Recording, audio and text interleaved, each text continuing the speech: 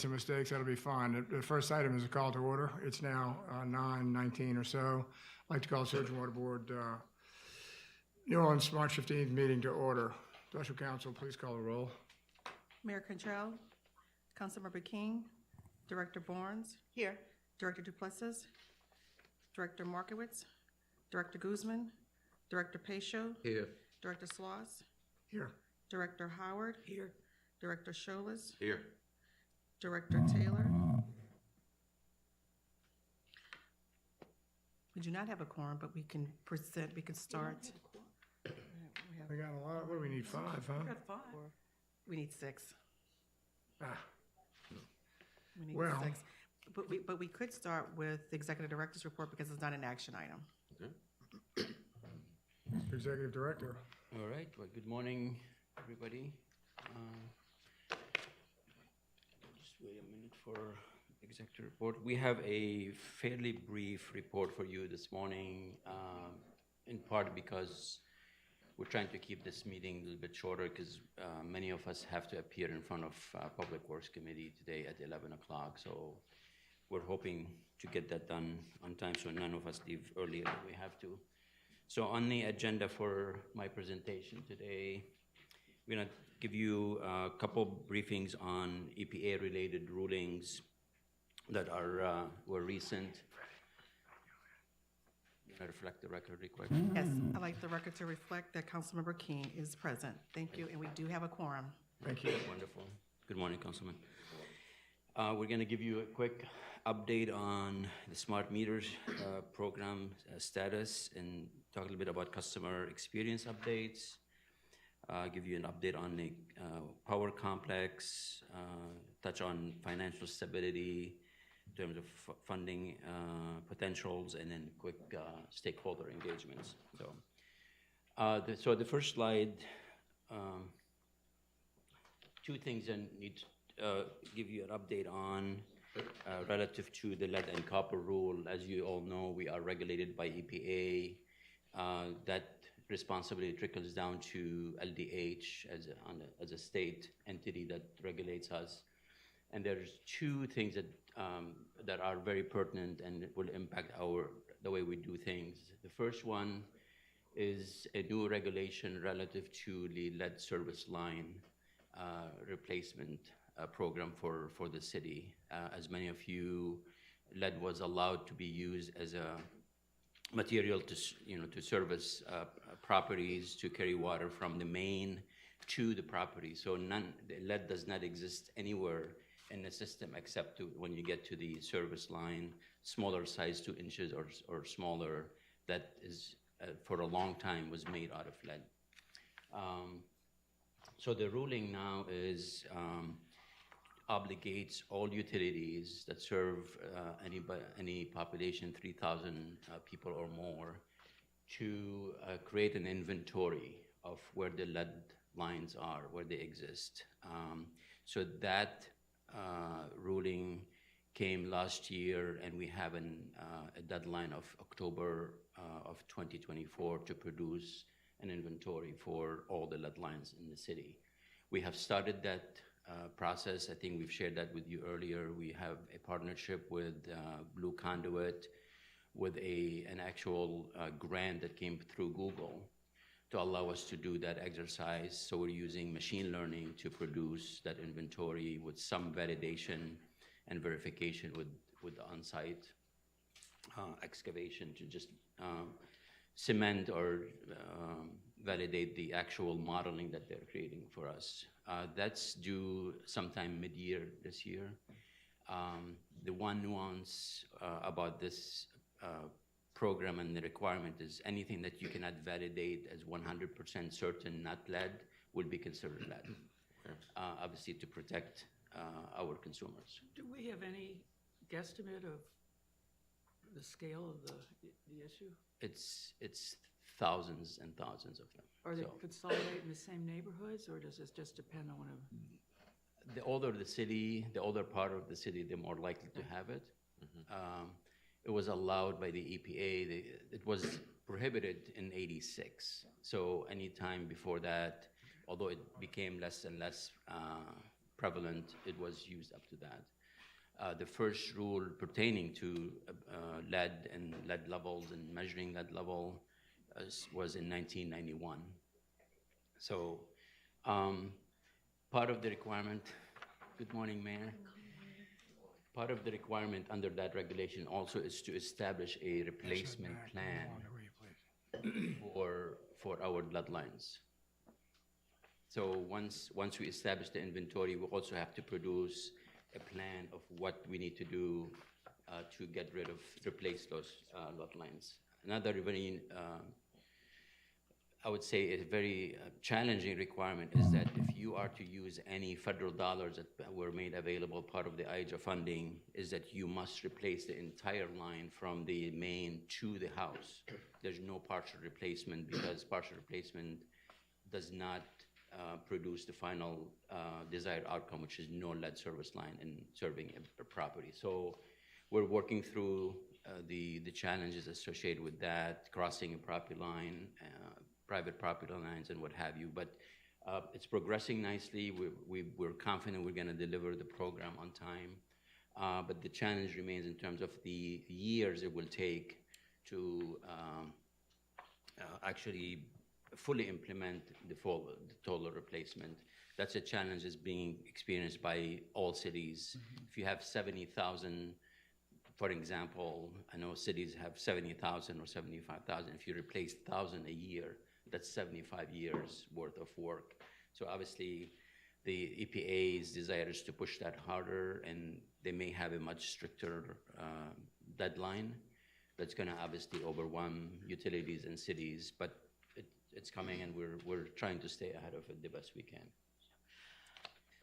Another regulation that came also that was unveiled in December of 2022 pertaining to any disruption of lead lines. And the definition is if you sever it, if you interrupt the service in that lead line, that would be considered a disturbance. What that means is that how it's going to impact our smart meter program is that the swapping of the meter falls under that definition of disruption or disturbance, because that water will be drained from the line. You put a new meter and then reintroduce the water, so that falls squarely under that definition, which means we have to, as part of the requirement, is we have to provide protection for 6 months to the consumer, to the customer of that house that we swap the meter at. And that's predicated on research that showed that any disruption of a lead line causes a spike in lead levels. And it takes typically 3 months for that to subside and go back to its original level, which is typically below the allowable level. I'd like to reflect that the mayor is also in attendance. Yeah, Thank you. So with that, the actual implementation date or to adhere with that is October of this year. But if any line that we disturb before, we're going to just apply that. So what that means to us is that we're going to obviously logistically figure out how we're going to get pictures that serve for 6 months, that they have a filter in them, that been certified nationally. We're going to absorb the costs associated with that, and we're going to have to marry that operation with the actual swapping of the meters. And our goal, obviously, is not to delay that project, because we know how crucial it is to keep that moving. So we'll talk a bit more, but wanted to share those, very important regulations. And Ghassan, just to interject, and good morning once again, everyone.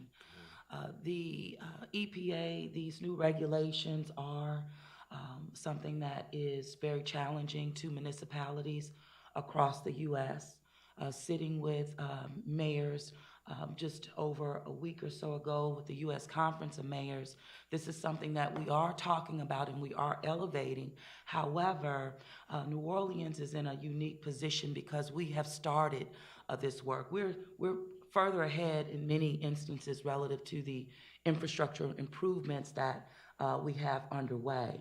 And so while we are working at the federal level relative to these new challenges, what we're faced with, we're just gonna have to keep going.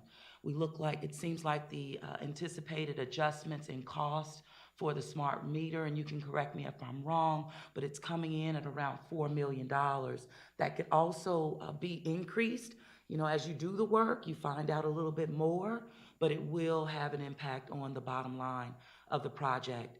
Again, we will be working at the federal level relative to issues that we're faced with the EPA challenges. There are many of them. It's not just a one-off. It seems like they are retooling everything, but not really looking at how it will impact cities on the ground when you talk about implementing these new regulations. And so we'll work through them, but they are challenging, as Ghassan has put forth. Do we anticipate there'll be funds from the Fed? Yes, we have identified through the SRF. I mean, we have a funding slide that we're obviously trying to marry potential funding with this additional cost. One of the challenges associated with this issue now, although it's doing all the right things, is that how do we interact with the public and deliver this message? We're doing this to protect them. We're doing this on their behalf. But there's going to be some uncertainty about how people will receive the news, how they're going to manage their filter. This is a first in terms of the scale of the project. We're probably the first city In the U.S. in the right? U.S. Yes. to take on a Yes. large scale of dealing with over 100,000 customers, or we're talking about 300,000 probably consumers that will be impacted with how we manage this. So we have partners on our team that have obviously been bringing expertise, and then obviously it's going to be a very key to how to communicate and bring assurance to our consumers that we're doing this for them. Exactly. So- And we are speaking with, as I mentioned, leadership, Secretary Regan and the like, or Administrator Regan, but we are in some cases like the pilot for the U.S. relative to this infrastructure improvement, but also on additional levels. One of the sweet spot, I call it, based on you, Poco, you asked about additional funding that could be made available. Yes. But the sweet spot is we're so advanced in terms of the planning and what needs to be done. It sets us up very nicely, even from a competitive standpoint, for additional resources coming from the federal government. So it's a way to look at it. It's a positive way to look at it. But again, the challenge is communicating this to the public. Sometimes it's very hard for them to understand that New Orleans is actually leading in some spaces, and we're doing a great job at it. But that's the balance. But that's also why I am appealing to Administrator Regan to help us relative to communicating to the public about what has come down from EPA. Right. Thanks, man. Good to be out front. Yep. Another EPA-related ruling that also will impact us, I believe in a good way, but it will bring obviously additional requirement and cost implications to us, as many other cities and utilities. So this ruling just was released, I believe yesterday, actually, basically setting new, this is probably the first regulation since probably 1996 that came out of EPA specific to water. And this has to do with PFAS, which is a term to describe hundreds of compounds, chemical compounds, we call them, and the common term is forever chemicals. They exist everywhere in our lives, in carpets, in furniture, in fast food wrappers, in foam retardant or fire retardant. They're very useful, but also have been seen to cause risk to us humans. So with that in mind, obviously the EPA has established a new level acceptable of 4 parts per trillion, which sounds very, very minuscule, and the best way to kind of bring context to it, it's 1 tablespoon in 500 Olympic-sized pools. So it's very, very small, yet they're targeting drinking water as a way to purify and capture those contaminants before they're consumed by us. So there's a 60-day public comment which we will participate in. Obviously, we're gonna be in favor, but we're gonna highlight the fact that this is costly, and we need as much federal funding to come with that regulation to allow us to do that. I would say, call it another maybe silver lining, is that this will push us to produce better water, because we will be, I'm gonna use the word forced to use better technology for purifying water, which not only capture PFAS, would also capture other organic materials that we currently don't. So overall, it's a good thing. The cost is going to be very challenging in the implementation. And as you know, we've been talking about this, anticipating this. That's why we made drinking water as a focus of 2023, as we've shared with you last meeting. And just reminding you all, this is exactly why we took a deeper dive several years ago relative to the drinking water. We went deeper than we were even supposed to go based on the state regulation. And there we found that there was a cross-contamination, if you remember. And we took that on. And we found that the water that was being used to cool turbines were actually water that was also in the drinking. And so we took that on, we rectified that problem. So again, this is, I would say, it's a step in the right direction, but it is aligned with the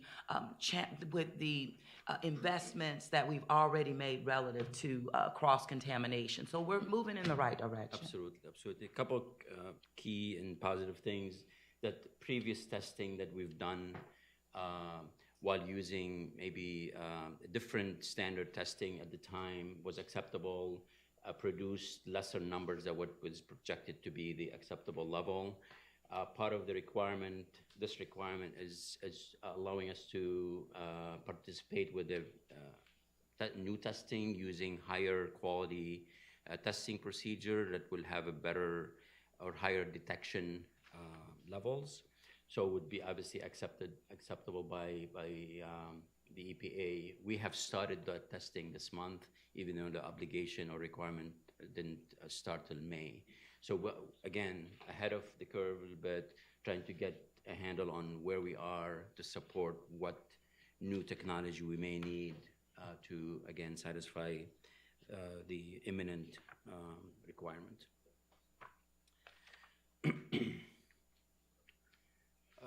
Quick update on the smart metering program. I mean, outside what we just talked about, what might be, additional challenge.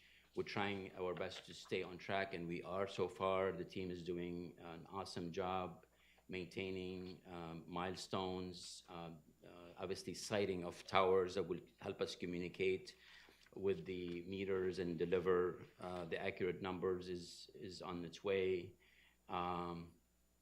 We're assessing where to start, and the commercial accounts may be our first batch.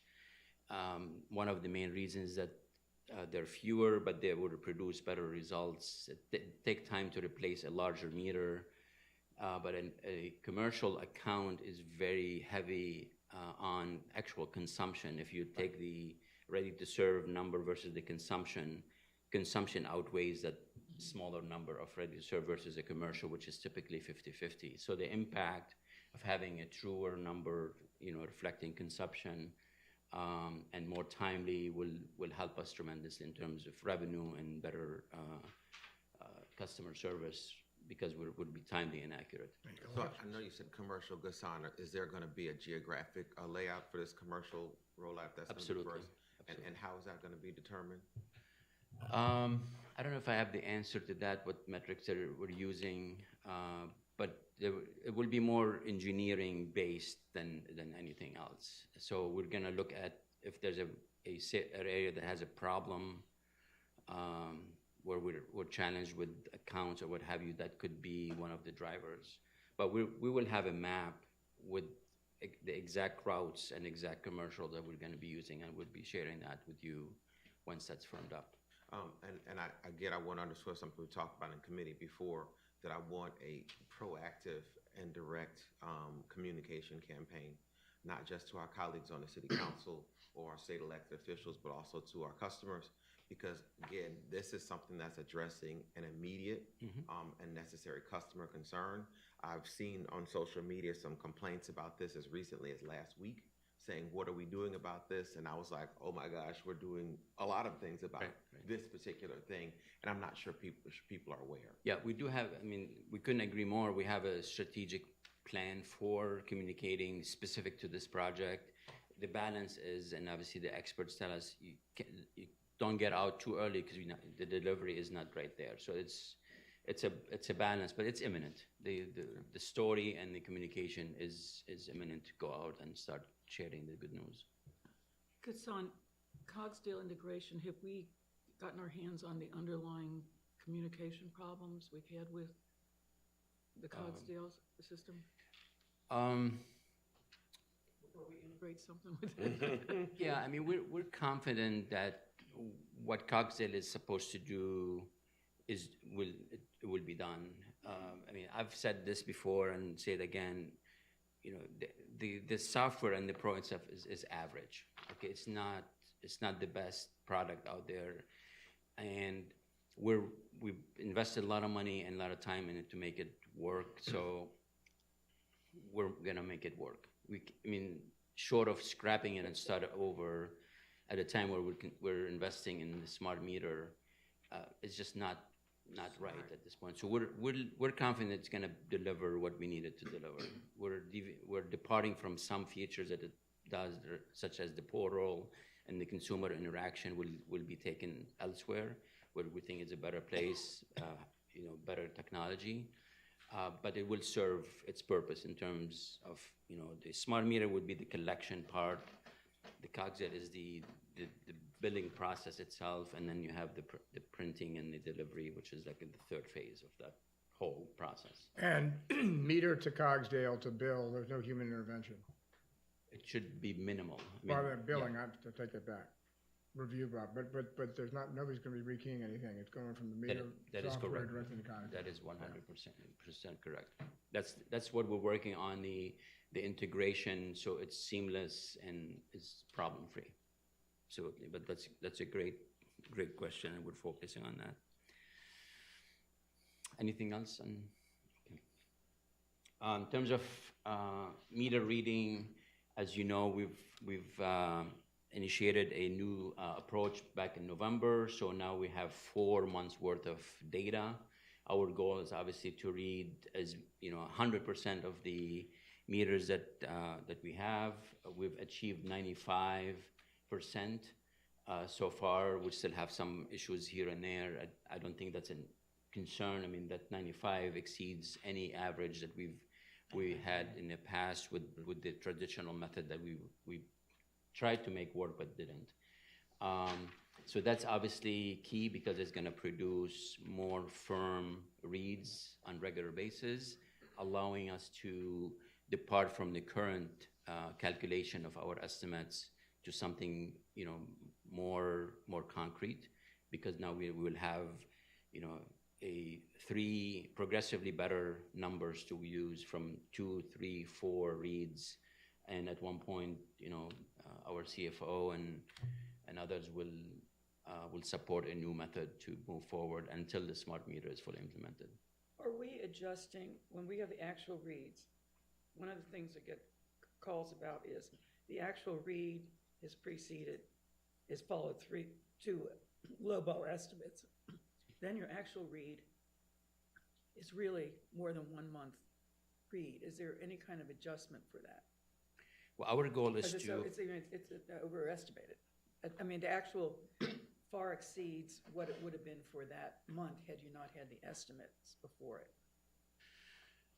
Let me see if I The can estimates answer are that. low is what it is. The estimates are low. Right. Then you get a catch-up bill. Absolutely. And if you're then averaging off those catch-up bills, you're continuing with overbilling. Yep, I hear you loud and clear. Our goal is obviously to eliminate the consecutive estimates, right? The 3 and 4 and the 5, because if those are low, the actual read will bring it true up. That's challenging because it's going to be high and people think there's something wrong where in fact it's just a true up. So what this is delivering to us is more regularly read meter across the board So when we change the calculation, the basis of that will be the past three actual reads, which will be consistent, right, and will be more current. Right, That- I'm just asking about the interim period, because the actual reads are excessive. in Very the ac- interim. Right. So Yeah, I if can you add in, average you know, off of those, you're you getting have a higher. large true-up, then that would get removed, that would show up in a billing exception. So that is part of the current process. And if they read them every other month, actually, it shouldn't be that far off. But it's too early to make an adjustment on the equation itself until we have. Yeah, But okay. we hear you. I mean, the true up is not used in the future in the subsequent Right, estimate. I mean, confirm. But this is another example of where a campaign of sorts to really explain this. Because, you Yeah. know, that's hard enough for us to understand, Right. right? Yeah. So put it out to the public as Yep. well. Because this is all happening in real time right now to Yeah. people.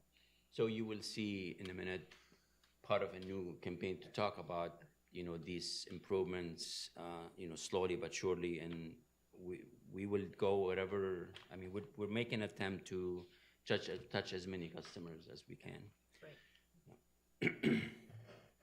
Just a quick point out that the actual printing issue, which had kind of created some challenges for us the last couple of months, you approved the purchase of a new service, and that's fully executed and it's being utilized. So that phase of the billing process has been addressed, and we feel confident it will serve us much better as we move forward. So, quick update on the power complex. The substation piece, which is Entergy, is well on its way. It's on track. We shared with you last time that all the piling work has been done. They're starting with the actual concrete caps and foundation for the substation. So their delivery in 2024 is still on track. So we're very excited about that. Our piece, which is much more complex and involves many other parts, is also on track. Funding is in place. We've started our pile driving. We did a test pile, and that's done to learn the actual environment that we're going to be, you know, driving tens or if not hundreds of piles for that. So we started the actual pile driving for the utility rack, which is, you know, very linear, very long, and it's going to meander through a lot of challenging environments, you know, underground networks of stuff. So we're keeping our fingers crossed that this will go smoothly. That's probably by far one of the most complicated pieces of the project. Major design and construction contracts been cemented. You'll be approving, hopefully later on today, some contracts and then approving some amendments to keep that project again moving. Constant communication with our neighbors relative to some noise and visual of all that action, obviously. But we did that proactively, met with them before any of that work started. So again, we're on track for 2024. A quick update on, again, you know, surface cuts. We are, the one thing to point out to you here is that, you know, now we're not reacting or responding to work order volumes coming in. We respond, they kind of slow down, we slow down. So obviously with the new deputy GSO, we introduced him to you last board meeting. Steve Nelson is, you know, his charge is to keep up the pace with the repairs, regardless whether the volume is coming in high or low. So with that, obviously now we're exceeding the work orders coming in, and what that means, we're going to eat away of the backlog that exists. That obviously continues to daunt us, you know, significantly. So just in January and February, he just reported to me that finished 459 locations. That is only because we are increasing our capacity internally, but we also brought 2 contractors to help us with that work. And I'd be remiss if I don't mention the partnership with the city, bringing, again, the $8.3 million to help us with a significant backlog amounting to about 1,200 locations. So the picture looks much, much brighter, as we move forward. The city's just started the 400 locations as we speak. They're going strong, and again, very good story to tell. So I couldn't thank them enough for fronting the money, but also managing that effort on our behalf. In You terms had of, something, Paisha? Yeah, Yes, I wanted sir. to go back to the previous slide, just for a moment. Not that one, the one before. That neighborhood outreach, how are we doing that? Is that with neighborhood associations, or what's the process? So we've identified the neighbors surrounding the plant, both New Orleans Parish as well as Jefferson, because they hug us on the west side. So we hosted a large public information meeting, shared the scope of the work that was done in partnership with Entergy. They brought their own folks to talk about their piece. Entergy has a little bit more, I would say, involved project, because they have a piece on the street that hugs the plant, where they're building infrastructure in the road, or obviously on the side, that is much closer to homes and the noise and level and what have you. So that's been already managed and handled. So we haven't had really any significant issues in terms of any backlash or concerns. So it's whatever work we did is paying dividend.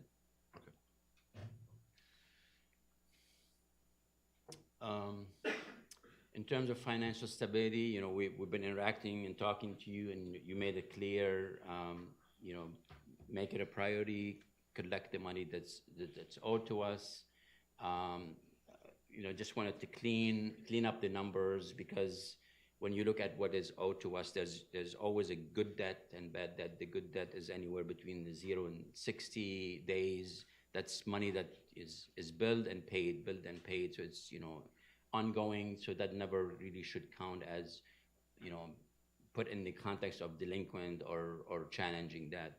So we took that off, and at the end we have, those numbers that significantly less than what's been described as $130 million owed to the utility. That's not the case. So we're down to $60 million as the accounts receivable for open accounts, and 23 for closed,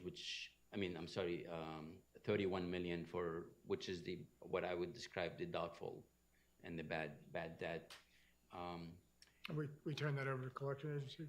We do immediately, and based on our experience with them, the effort hasn't been very effective or fruitful, and because of that, we are going to adjust how we write off these accounts sooner than waiting 2 years, because practically we're getting $0 on anything older than 6 months.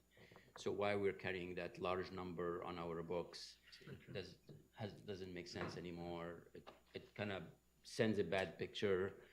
Unfortunately, people will always play the system and will do something to avoid paying. They close the account and they disappear on us.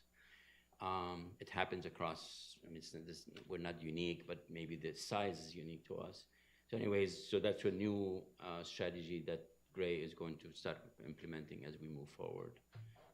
Again, reflecting more real life numbers than not. So again, we're going to be a little bit more on point, very focused on collecting any debt that we need to collect, whether it's a large customer, whether it's multifamily unit that we've been kind of challenged with the makeup of having 1 meter serving multiple units. How do you, the time has come where we're gonna hold the account holder / owner of that, complex accountable. We're gonna notice everybody in common places, and we're just gonna proceed with shut off if we have to, unfortunately. And we're hoping that it won't be shut off, it will be attention given to that issue by the tenants, dealing with their landlord and forcing a payment. So that's our hope. So In terms of funding potentials, we have almost $82 million out there, asks. The first one, the 38 million, we've just received a commitment letter, so that's a first step of securing the funding. That means you're worthy of receiving this money, so continue with your application, providing information so we can actually receive it. So that's very good news, allowing us to upgrade key components in the wastewater treatment plant, both on the East Bank and the West Bank. Hassan, I'm sorry, there's one area that I hate to be a broken record on this. I've brought this up a couple times. We are a STEM training pipeline, and there should be no reason in the world we shouldn't get significant state and federal funds because we promote STEM education. We have 5 universities here in town. We have countless numbers of high schools. Between our civil engineering stuff and mechanical engineering stuff alone, we have a bunch of education-based grants and stuff that we could apply for. And I just really think that's money left on the table. This will give us a stronger partnership with our educational organizations at multiple levels. This will give us a tremendous funding opportunity. It would also create workforce development because people that train in our programs come back and stay and work in our programs. I'm going to just get on this every time I see it if it's missing. That's money we need. And that's a service we need to provide our children. That's a service we need to provide our community, and it's missing. Absolutely. Point well taken. I'm sure we've taken notes on that, and we'll pursue what we haven't been pursuing. So we just have FYI, had grant in the past. Yes, we have. In fact, we worked closely and are still working closely with Delgado. Delgado Community College actually provides some water training license, and Ron can speak more on this, but water and sewer training for our teams. And actually, we're working on when those gentlemen and or women train, those classes can actually be used for an associate's degree. Okay. So not just only getting their licenses, but also use that same class for moving towards an associate's degree. Well, and I would just add that, first of all, Dr. Scholas, you're spot on. Those level of collaborations are something that the federal government is not only looking for, but are directing funding towards programs like we're creating. One example is that we have just now been given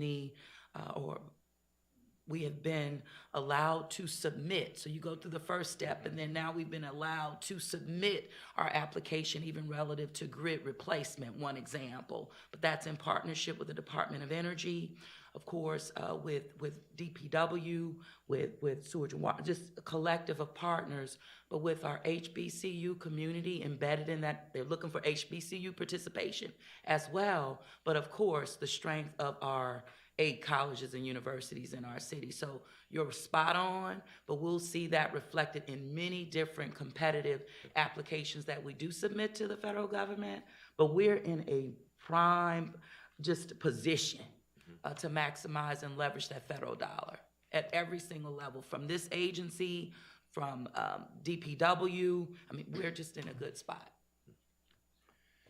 And then to answer a previous question, we're looking at LDH, drinking water, the state revolving fund for the smart meter to allow us to obviously, we have identified funding for that project, but obviously it's not fully funded.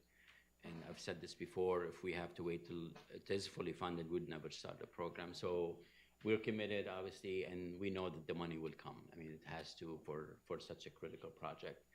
And we're looking at lead lines, this replacement program is definitely a priority for EPA, and some money is coming to support that measure, and we're gonna maximize or optimize that funding availability to support our program. We are one of the few cities in the state that has the lead line challenge, so hopefully it will not be as competitive as other needs. So. And as we talked about, we had participated as part of the U.S. Water Alliance Water Equity Network. It's a national organization that's bringing equity collaboration across the community. You know, when we're talking about bloodline, you know, we need community partners to help us deliver the message. If there is ways to maximize assistance, federal or state, for our some of our economically challenged customers, that's where they play a huge role. TCA in this case helped us deliver the 1.5 million from one-time federal dollars on behalf of customers, that money that came to us. So it was a huge win-win, and I don't think we could have done it without, you know, a partner in the community. We went in front of the Business Council. We went into Great New Orleans. We have few lined up to, again, share, you know, the smart meter program, but also talk about the interim solution. And hopefully, you know, those stakeholders also will share and advocate. And so if you know of any organization that would be interested, just tell us and we'll be there. So. That's neighborhood association as well? I'm sorry? Neighborhood association? Oh, absolutely, absolutely. We did have a slide that shows the number of community meetings we've had, and it's probably 50 or so in 1 year. I mean, so we're out there talking to our customers. I mean, you know, commercial, residential, anywhere and everywhere. And you're embedded in the neighborhood engagement Absolutely. offices outreach that goes on weekly and monthly throughout the city. Absolutely. But who should we put in contact with the different associations? You can always come to me, but we also have Grace Birch, who manages our Community our communication outreaches and You're doing communications. a great job. Yeah. I'll reach out to her. Absolutely, we'd love to. That's one of our favorite things to do, is talk to our customers and understand their challenges and allow us to share some of the good things we're doing for them on their behalf. So, Council member, they came to the FMIA, and you know that group can be very challenging. But it was a very good meeting. It was well received. They did on the spot bill checks for people that were there, and a group of people that can be very sour were actually smiling. So.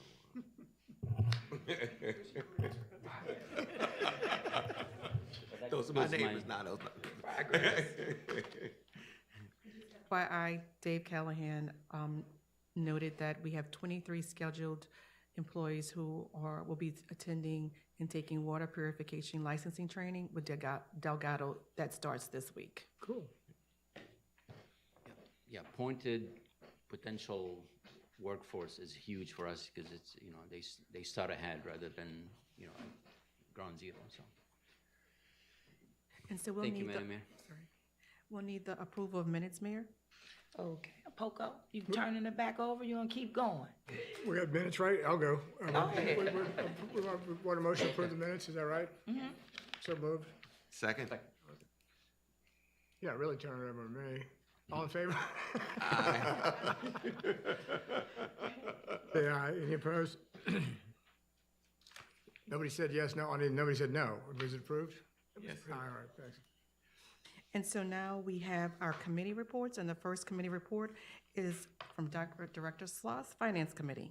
Thank you. Excuse me, the Finance Committee met March 8th, about 9:01. Present with myself, Directors Howard, Guzman, Pacho, absent Director Markowitz. Our CFO, Gray Lewis, presented an update on 2023 financial situation, and our water and sewer cash levels are in excess of the targets and certainly in excess of the minimums. We're in good shape on that. That said, the fiscal year started a bit slow. January bills and revenues were a bit down, but that's nothing to be particularly concerned about. Of note, which Executive Director Corbin said, we have contracted with a third party to handle the billing and delivery of those bills, which has been a thorn lately. We've had equipment problems, so that should handle that. Excuse me. You've got the results that you read in your packet, but we did talk about the commercial customers who haven't paid their bills, the big effect that it has on the utility in terms of dollars, and the leadership team are working on ways to address that, which probably means turning the water off. In terms of in terms of approvals, we had 2 resolutions that we approved, which are for the environmental audit. We had 10 contract awards and renewals. We had 2 change orders, and we had 12 contract amendments. As you all might recall, we didn't meet in February, so we had a heavy schedule. In any event, so that's what we did. We had information items received, and we had no public comment. I think Director Howard might bring this up, but we did have an excellent report on change orders, which we'll hear more about. So that's my report, Madam Mayor. Thank you very much. So we've received the report, Finance and Administration Committee. We need a motion to approve. Second. Moved by Director Howard, seconded by Director Barnes. All in favor? All right. Any opposed, any abstentions? Hearing none, the report has been adopted. Director Howard of the Operations The Committee. Operations Committee met on March 7th at 10:31 a.m. Present were Directors Howard, Duplessis, Scholas, and Taylor, and also, although not a committee member, Director Sloss attended. Absent was Director Pacho. The purpose of the meeting was to review the change order process. The last board meeting, some directors had expressed concern about whether we were meeting all legal requirements and following best practices to get the best value. The presentation was extremely, extremely helpful. It was given by Mr. Corbin, Bergeron, and Mr. Spooner. And it went through the different kinds of contracts as well as the review processes and restrictions that apply to them, gave information on the underlying quantities and causes of change orders. And it really provided a lot of clarity, so we recommended that it go out to all board members who have to make decisions on these. And that was the only item of business. Thank There you were no public comments. It was great. I said it before. We're going to say it again. It was really good. It was really very, Really, very really helpful. excellent. Perfect. Well, and that's something that you helped spearhead, so thank you for your leadership. So we have received the Operations Committee report. We need a motion to approve. So moved. Okay, moved by Director Scholas, seconded by Director Pacho. Any questions? Hearing none, all in favor? Aye. Any opposed, any abstentions? Okay, the report has been adopted. Director Barnes for the Strategy Committee. Okay, so the Strategy Committee met on Tuesday, March 7th at 9 a.m. Present, in addition to me, were Drs. Sloss, Howard, Scholas, and Duplessis. Present, but not a member of the committee, was Director Guzman. We had 3 presentations. The first was from Grace Birch, who is the interim director of communications. And Grace presented the strategic communications plan for 2023 through 2025. Just wanted to say that this was really exciting. We have a lot of firsts in this committee, first ever strategic plan, and now we have a terrific strategic communications plan. We heard a lot of detail about that plan, which lays out essentially 3 objectives, which is to earn trust and improve morale among staff and leadership, establish the Sewage and Water Board as a timely and trustworthy source of information, and improve its reputation and build trust within the community. The committee had an extended conversation about the plan and really encouraged the staff to look at expanding communications and being super strategic around communicating with elected officials and the media. We heard today a couple of references to having really targeted campaigns around issues that are happening immediately. The second presentation was Chief of Staff Christy Horowski, who presented on a series of meetings with employees around the utilities financial stability. These were super important, one, because this is an example of internal communications where the leadership team and the staff have come together to discuss an important issue. Second, this really has enhanced communications between staff members. And the third is that our employees actually serve as focus groups and that our employees are also our customers. So they are a really great group, and we can really hear a lot of what's happening out in the community through them. That ended our presentation items. Our discussion item included Tyler Anthrop talking about progress on the utilities master planning effort.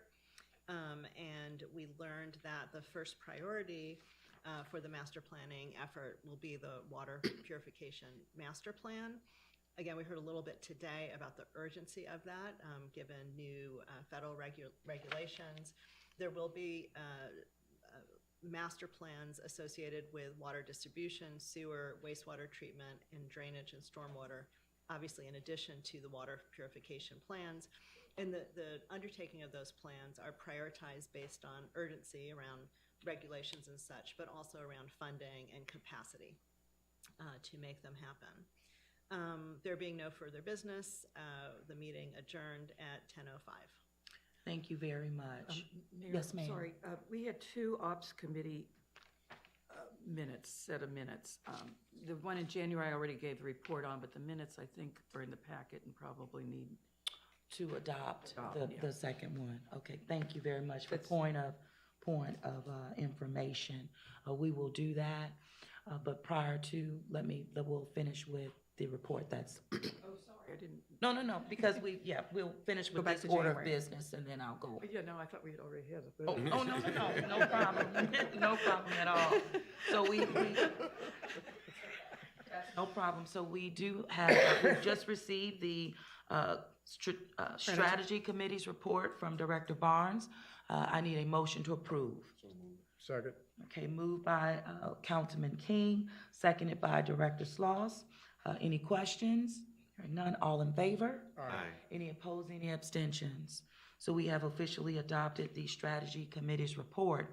Now, at this time, we need a motion to approve the Operations Committee report from January 18th, 2023. So, excuse me, are you going to present it? Have you? We did already. They Okay, did, we okay. just didn't vote on it. Okay, that's March 7th. Second. Okay, so it's been moved by Director Pacho, seconded by Director Scholas. All in favor? Aye. Any opposed, any abstentions?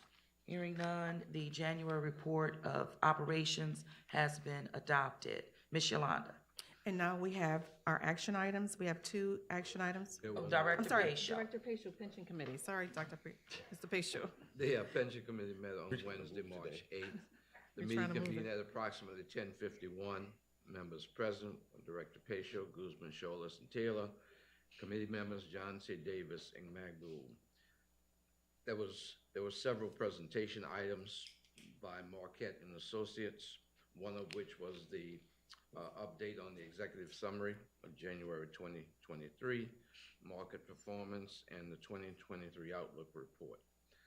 Also, a request was made to give an update on the search for diverse managers, and Mr. Obed did give us that update and also provided the best performance portfolio for the organization and the process of providing recommendations. And just a note on that, remember, this was one of the major recommendations and discussions that the pension committee had with Marquette and Associates, and just to acknowledge the fact that they are definitely following up and providing us a consistent update on their search for diverse managers. Information items were received. There were no public comments and no further business before the committee. The meeting adjourned at approximately 11:17 a.m. That's my report, Madam Mayor. Thank you, Director Pacho. We've just heard the Pension Committee report. We need a motion to approve. So moved. Moved by Director Sloss. Second. Seconded by Director Barnes. If there are no questions, all in favor? Aye. Any opposed, any abstentions? We've adopted the Pension Committee report. Ms. Yolanda. And now we're ready for our action items. Resolution 61, 2023, resolution authorizing application to the Louisiana Department of Environmental Quality. Gray, our CFO, will present. Yes, thank you. Resolution 61 is our next pre-application to the LADEQ for the State Revolving Fund for low interest 20-year loan with a green infrastructure classification. This pre-application is for $5.5 million, would apply to our smart metering project, and this program has a potential for principal forgiveness under certain requirements based on disadvantaged neighborhoods. And similarly, there's Resolution 62 to the Louisiana Department of Health on the Water State Revolving Fund. Also been identified to support our smart metering project and initiative to close that funding gap. And also $5 million will be used to the purchase of smart meters. And this time to get these pre-applications in, will be included on the intended use list. So appreciate the board's vote. Okay, thank you very much, Mr. Lewis. As presented by Mr. Lewis, R061-2023, R062-2023. We need a motion to approve in globo. And the motion made by Director Pacho, seconded by Director Howard. Are there any questions? Hearing none, all in favor? Aye. Any opposed, any abstentions? Okay, the ayes have it, the resolutions have been adopted. Thank you. Ms. Yolanda. And now we have 20 corresponding resolutions that may be taken in global that were approved at the Finance and Administration Committee. Do they need to be read individually? No, ma'am, they were all corresponding resolutions. Okay, very good. As presented and approved at the committee level is now coming to the board level. I need a motion to approve the 25 corresponding resolutions. So moved. Moved by Director Scholas, seconded by Director Sloss. Any questions? Hearing none, all in favor? Aye. Any opposed, any abstentions? Ayes have it, the resolutions have been fully adopted. Ms. Yolanda. We have information items for the board to read on their own, and now we are ready for executive session. Move to go into executive session. We have a motion and a second, all in favor? Aye. Ayes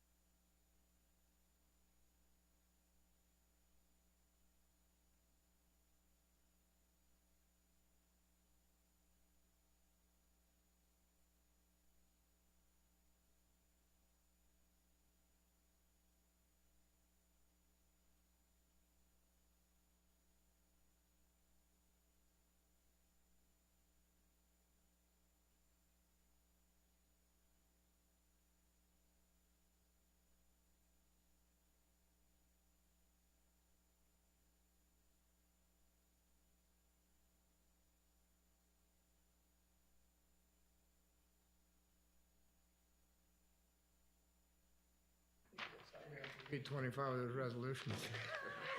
I sat down and said, You'll be reading. "Let me see how this gonna go." Okay, we need a motion to come out of executive session. Moved by Director Sloss, seconded by Councilmember King. All in favor?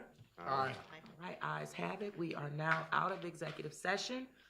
We need a motion. Ms. Yolanda, you can state the motion. Yes, we need a motion to approve special counsel recommendations regarding John Seal versus Sewage and Water Board, claim number JSO 108975869, and in the matter of ACBL Vessels as the owner and operator of MV American Way, and case Sewage and Water Board versus 1031 Canal Owners LLC.